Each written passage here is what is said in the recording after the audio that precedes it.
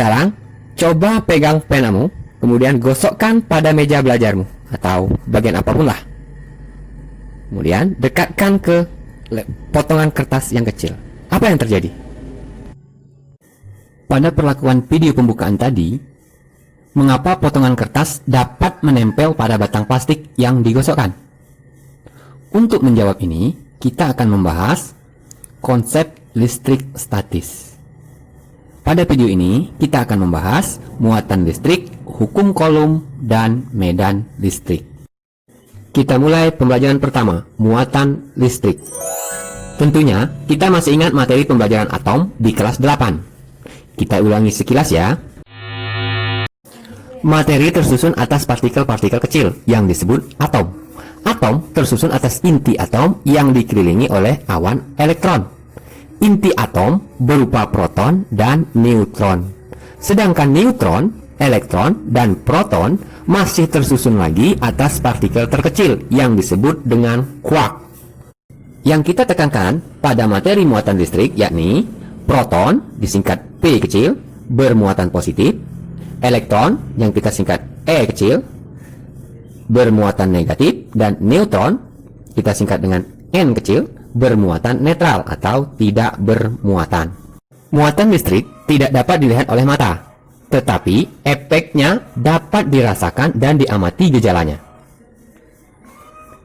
Benda atau materi pada umumnya mempunyai jumlah proton sama dengan jumlah elektron benda, sehingga disebut dalam keadaan netral. Perhatikan gambar berikut. Gambar A, benda memiliki 4 muatan positif, proton, dan 4 muatan negatif, elektron.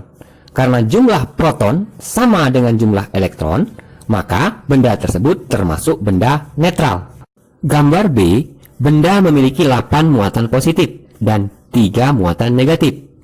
Karena jumlah proton positif lebih banyak daripada jumlah elektron negatif, atau benda kekurangan elektron, maka benda tersebut termasuk bermuatan positif. Gambar C, benda memiliki 3 muatan positif dan 7 muatan negatif. Karena jumlah proton positif lebih sedikit daripada jumlah elektron negatif, atau benda kelebihan elektron, maka benda tersebut bermuatan negatif. Mengapa potongan kertas dapat menempel pada batang plastik yang digosokkan kain wol?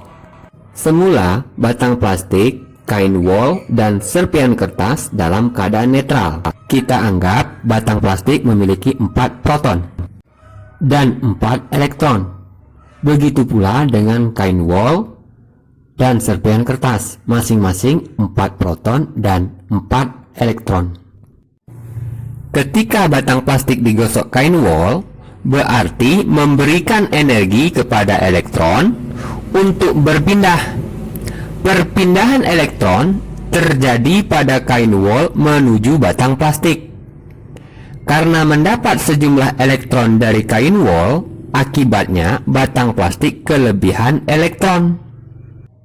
Sehingga batang plastik akan bermuatan negatif.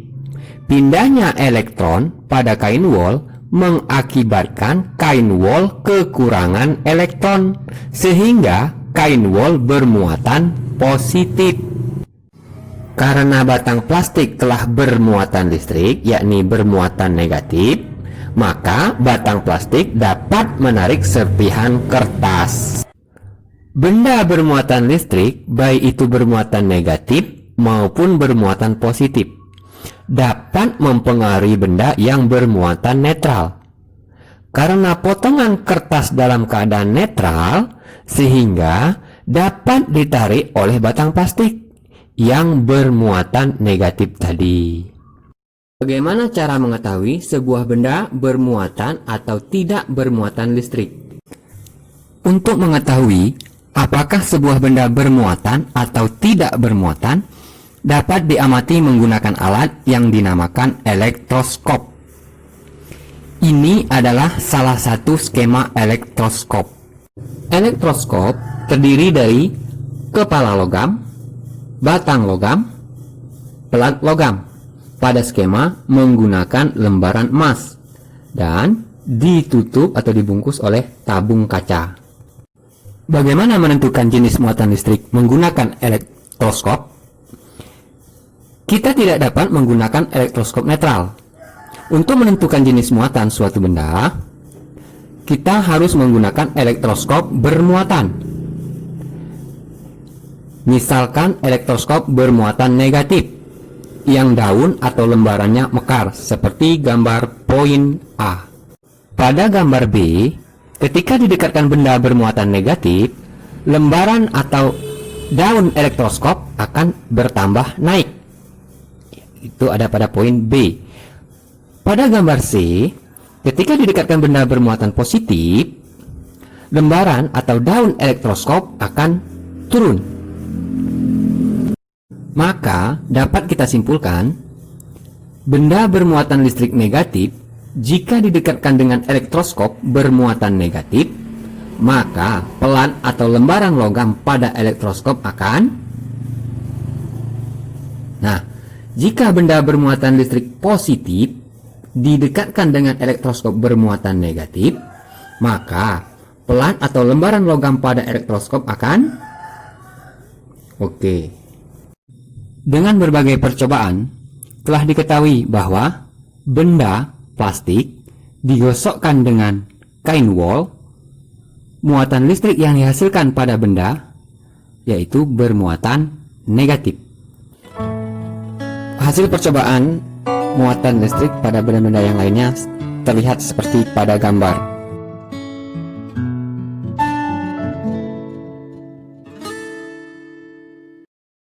Menurutmu, jika batang plastik yang digosok dengan kain wol didekatkan pada elektroskop bermuatan negatif, maka pelat atau lembaran logam pada elektroskop akan. Yang kedua, jika batang kaca yang digosok dengan kain sutra didekatkan pada elektroskop bermuatan negatif, maka pelat atau lembaran logam pada elektroskop akan. Karena adanya perbedaan muatan pada benda, maka akan terjadi interaksi antara benda-benda bermuatan.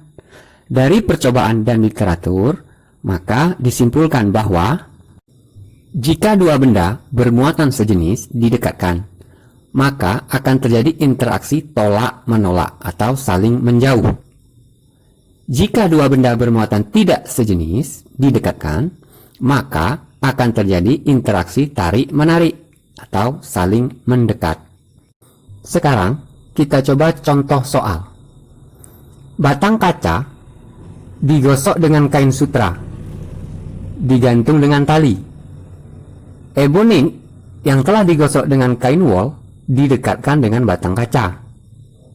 Interaksi yang benar antara batang kaca dengan ebonit ditunjukkan pada gambar.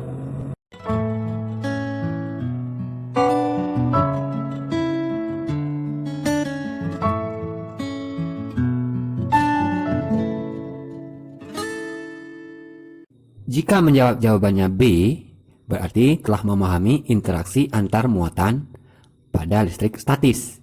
Jika jawabannya selain B, silahkan dipahami kembali interaksi benda-benda bermuatan pada listrik statis. Nah, dari penjelasan tadi, listrik statis adalah listrik yang terjadi akibat adanya perbedaan muatan listrik. Contoh listrik statis dalam kehidupan sehari-hari, misalnya sisir plastik yang disisir pada rambut yang kering. Kemudian debu yang menempel pada kaca televisi atau elektronik lainnya, petir, dan sebagainya. Hukum Coulomb.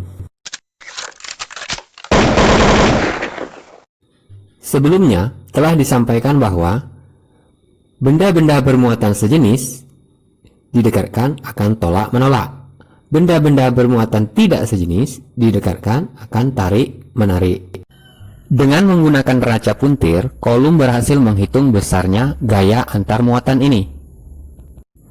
Arah gaya Coulomb dua muatan listrik yang sejenis yaitu tolak-menolak, seperti pada gambar. Arah gaya Coulomb dua muatan listrik yang tak sejenis yaitu tarik-menarik, seperti pada gambar. Coulomb menyimpulkan interaksi dua benda yang bermuatan. Pertama, semakin besar jarak kedua benda yang bermuatan, semakin kecil gaya listrik antara benda tersebut. Semakin besar muatan kedua benda, semakin besar pula gaya listrik antara benda tersebut. Secara matematis, hukum Coulomb dapat ditulis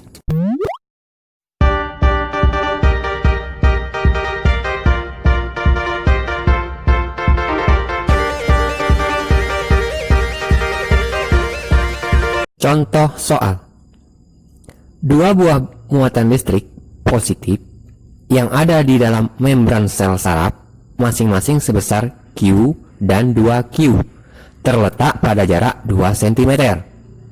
Hitunglah berapa gaya Coulomb yang dialami kedua muatan tersebut jika Q diketahui 1,6 dikali 10 pangkat min 19 Coulomb.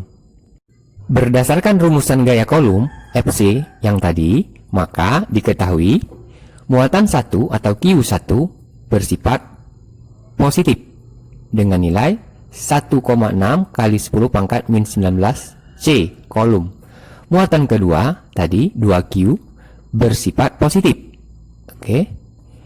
Maka angkanya adalah 1,6 dikali 10 pangkat min 19 dikali 2. Artinya 3,2 kali 10 pangkat 19 C. Jaraknya yaitu 2 cm atau 2 kali 10 pangkat min 2 meter. Konstantanya ini adalah tetapan. Sudah ditemukan oleh Coulomb yaitu 9 dikali 10 pangkat 9 Newton meter pangkat 2 per Coulomb pangkat 2. Penyelesaian dari soal, maka kita masukkan ke dalam rumus hukum Coulomb. Fc sama dengan K dikali Q1 atau muatan ke-1 dikali Q2 atau muatan kedua dibagi R pangkat 2. Selanjutnya kita melakukan operasi perhitungannya. Bilangan yang tidak berpangkat kita kumpulkan menjadi 1. Bilangan yang berpangkat kita kumpulkan menjadi 1. Untuk R sebagai angka pembagi itu jangan lupa untuk dipangkat 2. Selanjutnya angka yang tidak berpangkat kita kalikan. 9 dikali 1,6 dikali 3,2 hasilnya 46,08. Bilangan berpangkat 10 semua pangkatnya kita jumlahkan. Untuk R sebagai pembagi itu kita pangkatkan 2 pangkat 2 sama dengan 4. 10 pangkat min 2 pangkat 2 artinya 10 pangkat min 2 kali 2. Selanjutnya kita menyelesaikan bilangan berpangkat. 9 ditambah min 19 ditambah min 19 sama dengan min 29. Min 2 kali 2 sama dengan min 4. 46,08 dibagi 4 hasilnya 11,52. 10 pangkat min 29 dibagi 10 pangkat min 4 menjadi 10 pangkat min 29 dikali 10 pangkat 4. Min 4 berubah menjadi 4. Negatif berubah menjadi positif. Selanjutnya, bilangan berpangkat, pangkatnya kita jumlahkan. Dalam hal ini 10 pangkat min 29 ditambah 4. Hasilnya 10 pangkat min 25. Jadi gaya Coulomb yang dialami kedua muatan yaitu 11,52 dikali 10 pangkat min 25 atau 1,152 dikali 10 pangkat min 24. Satuannya meter pangkat 2 dibagi meter pangkat 2. Habis. Kolom pangkat 2 dibagi kolom pangkat 2. Habis. Jadi, satuannya adalah N. Maka, didapat gaya kolom yang dialami kedua muatan adalah 11,52 kali 10 pangkat min 25 Newton atau 1,152 kali 10 pangkat min 24 Newton. Demikianlah video pembelajaran ini. Sampai jumpa di video pembelajaran selanjutnya. Salah dan hilap mohon dimaafkan. Saya akhiri. Assalamualaikum warahmatullahi wabarakatuh.